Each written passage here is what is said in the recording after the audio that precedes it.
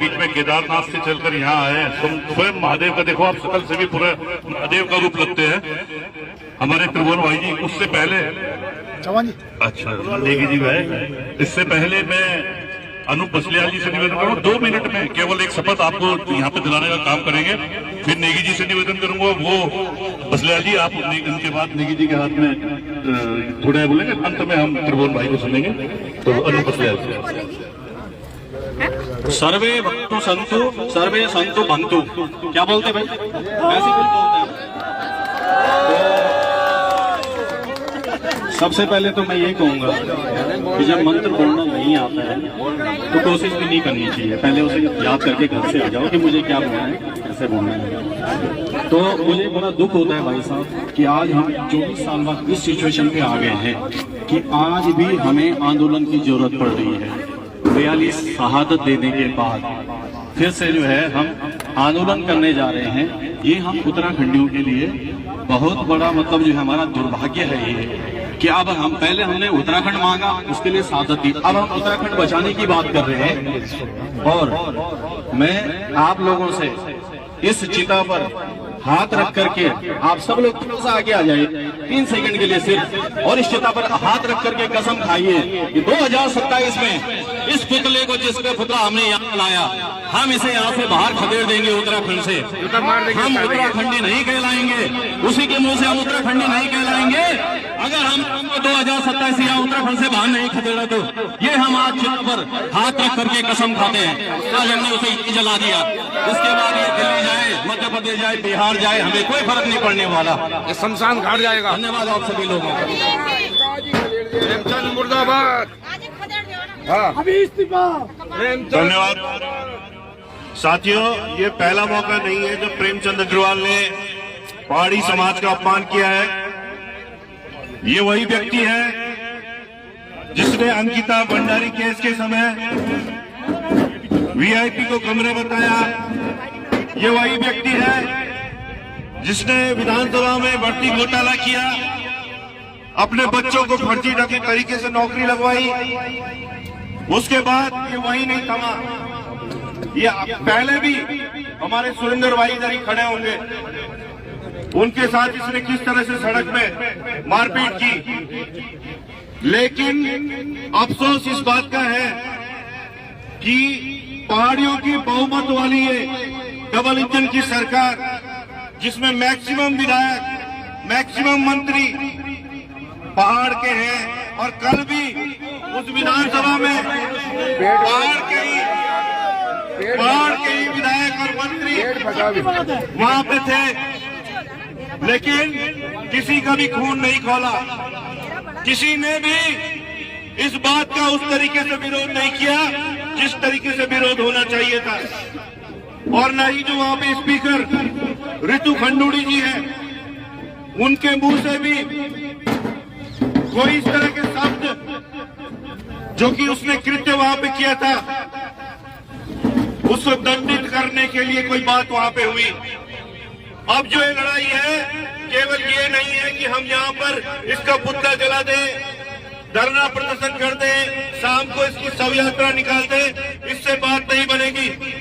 बात तब बनेगी जब हम दामी सरकार को मजबूर करेंगे कि इसको मंत्रिमंडल से बर्खास्त किया जाए, प्रेमचंद अग्रवाल को मंत्रिमंडल से बर्खास्त किया जाए, प्रेमचंद अग्रवाल की विधानसभा की सदस्यता रद्द की जाए।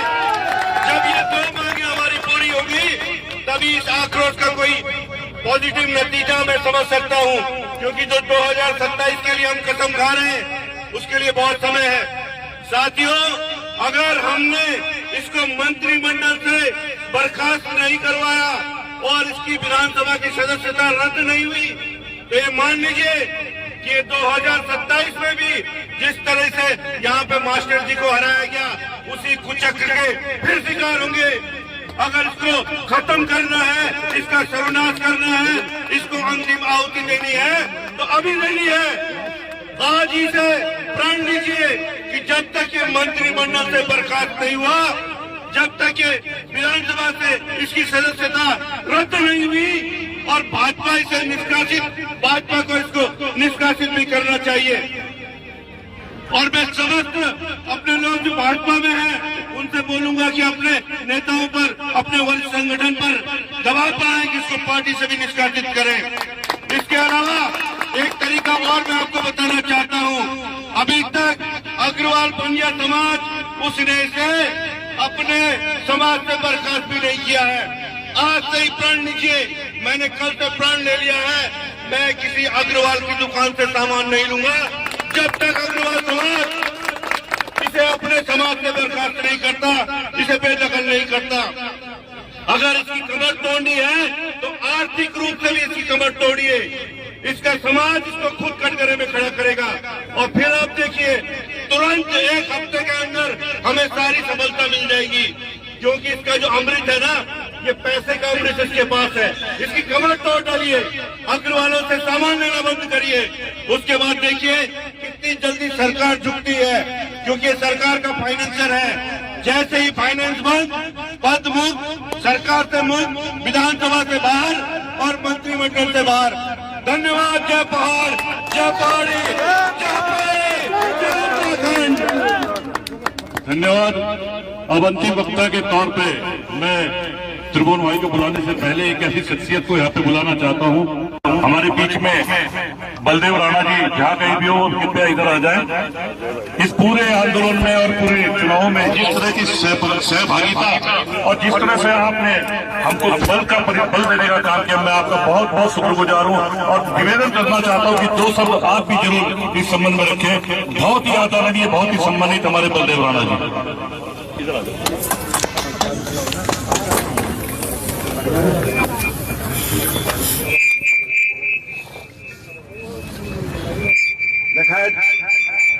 मैं निकाय चुनाव बेटी ना, पहले तो उत्तराखंड राज्य की लड़ाई लड़े। पहले उत्तराखंड राज्य का खातिर हम डंडा खाएं और फिर निकाय चुनाव में, फिर निकाय चुनाव में परसी वीरभद्र मंग फिर पुलिस का डंडा खाएं। ये दुर्भाग्य है कि साल संघर्ष करने का बाद भी आज ये स्थिति चौनी की कि मंत्री जी को पुतला फूकने से पैणों को। मैं ज्यादा नहीं बोलना चाहूँ, मेरे हिसाब से मैं मंत्री जी का जो मैंने भाषण सुनी ना ब्यारी विधानसभा में, जखवी तो भाषण था, जिस तरीके से तो शब्द बोली ना, मतलब निकाय चुनाव जो गालियों की प्रथा शुरू हो गई और विधानसभा जना मंदिर में भी जो चाहिए गाली की प्रथा या असभ्यता या अभ्रता चने की, ये बात को लेकर बहुत बड़ो दुख च। मैं मंत्री जी से ये बताना चाहूँ कि शायद जो आप उत्तराखंड को इतिहास नहीं मालूम। उत्तराखंड को इतिहास जो 700 को इतिहास 700 में कतिरी वंशों को राज रहे, साम्राज्य रहे गढ़वाल पर, और यख से लेकर कुमाऊं तक अगर नेपाल को एक जिला भी जो कतिरी का क्षेत्र में तो सीधा गढ़वाल का रणबांकुरा।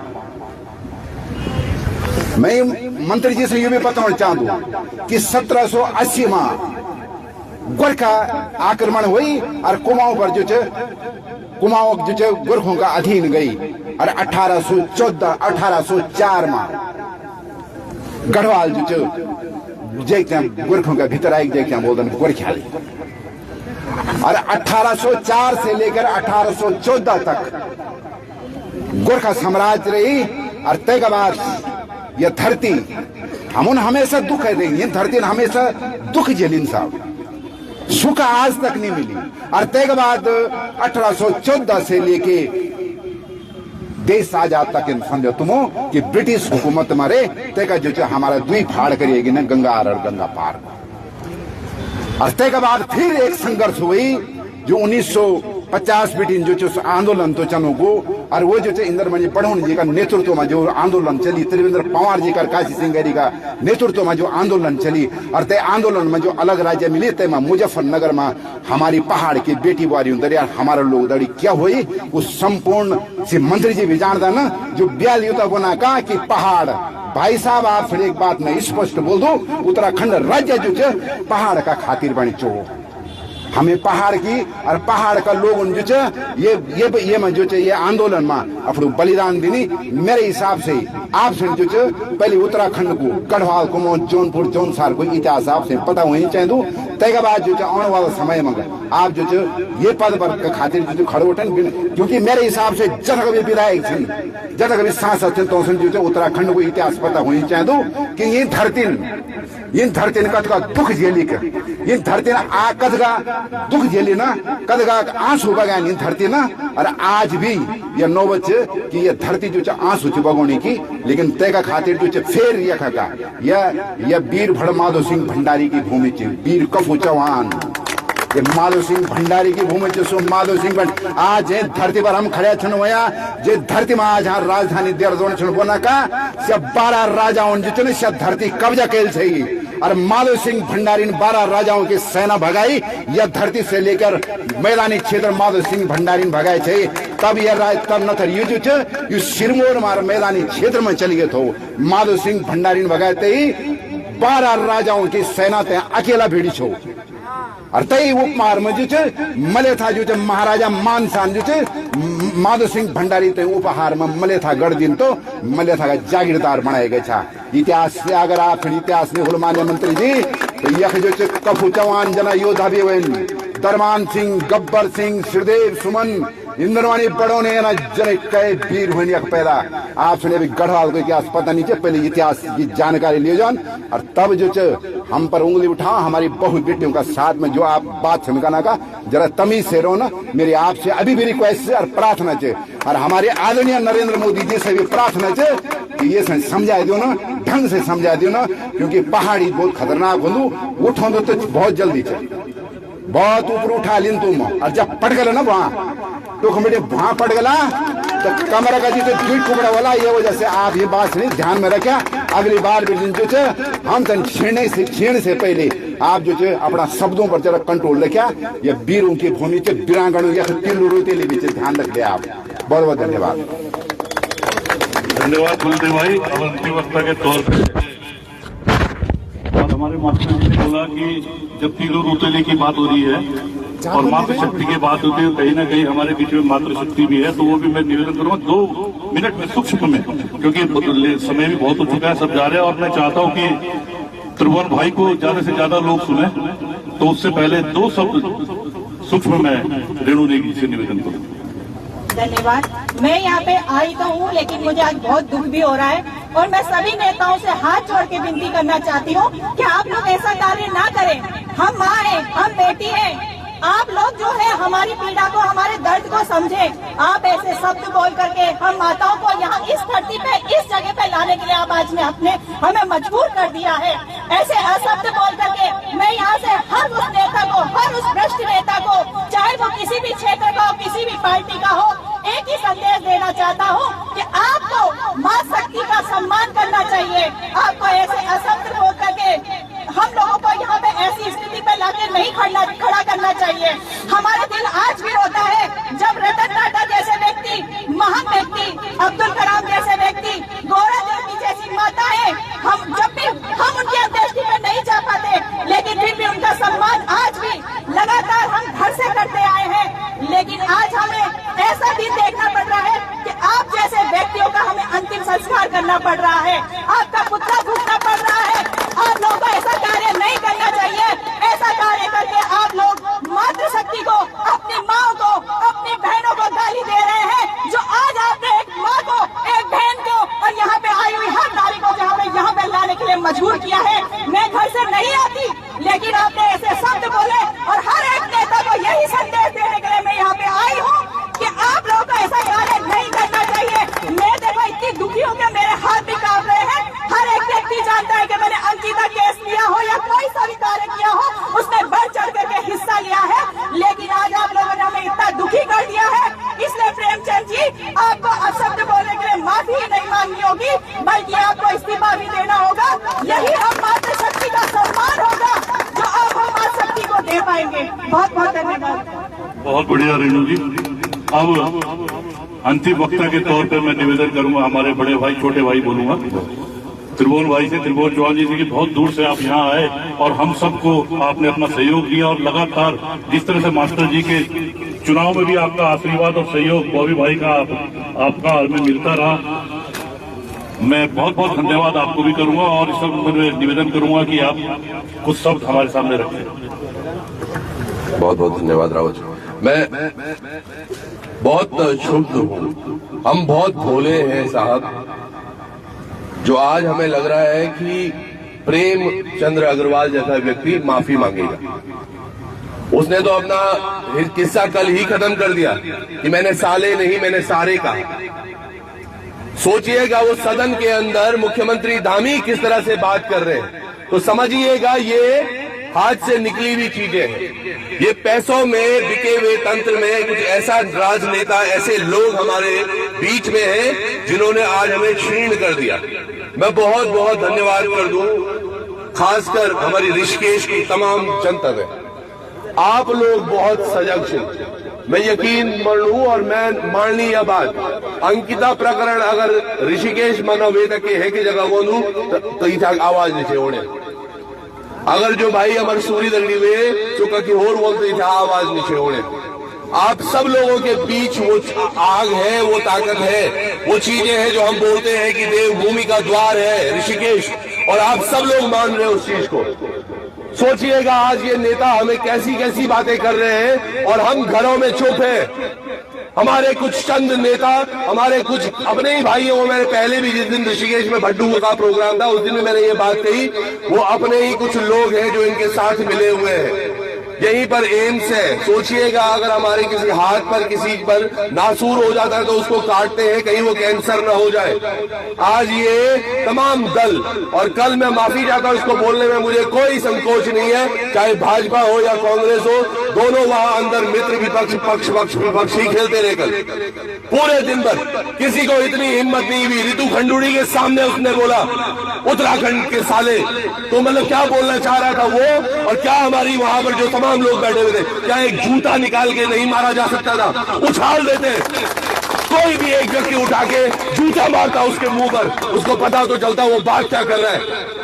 आज हमारे उत्तराखंड की जो हालत है, यकीनन आप लोगों को शायद समझ नहीं आ रहा होगा, मुझे बड़ी पीड़ा हो रही है साहब, और सब लोग आप जितने यहाँ हैं हमारी वो कम से कम उस पीड़ा में हम शामिल तो हैं। क्या हो रहा है, मतलब कहाँ जाएंगे हमारे आने वाले बच्चे, क्या करेंगे हमारे आने वाली पीढ़ियां, क्या करेंगी?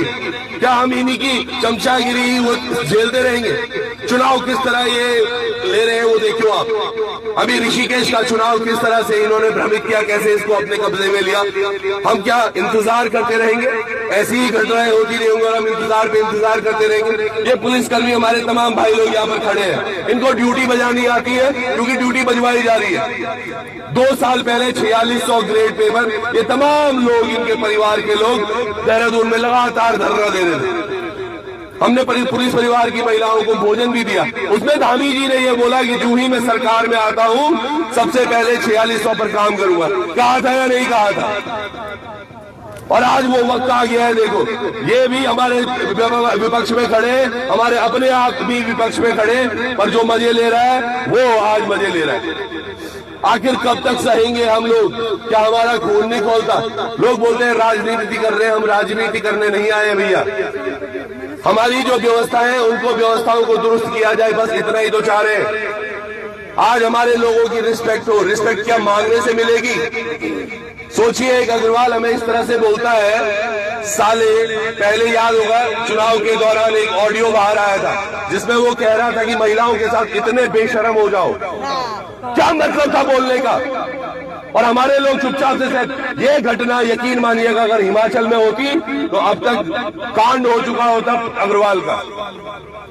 हम सब लोग इंतजार कर रहे हैं, मैं पहल करूं या कोई और करेगा, क्या होगा कैसे होगा, हम एक ही नहीं बेच सकना। मैं बोल रहा हूं, क्या कोई दल छोड़ो, आम आदमी के अंदर तो इंसानियत होगी। हम उत्तराखंड वासिंदे हैं, हम उत्तराखंड का तो दर्द होगा, उसके लिए आगे आ जाए हम सब एक होके। कुछ लोग होंगे भारतीय जनता पार्टी में भी जिनके अंदर अपनी जमीर जिंदा होगा, उस जमीर के लिए आगे आ जाए।